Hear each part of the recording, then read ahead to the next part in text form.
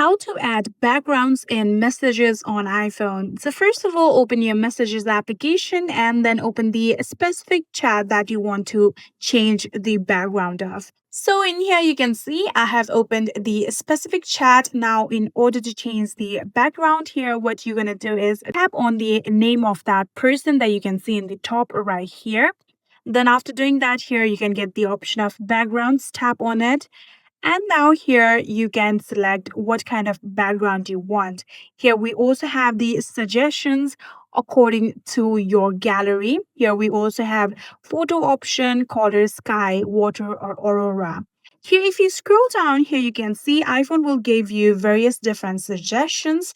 So for now, I'm going to go with this aurora option. Tap on that, and then from here, you can see this is the green one. If we swipe to the left, we have purple. And again, we have a pink one. I think I like the pink one, so I'm going to set with that.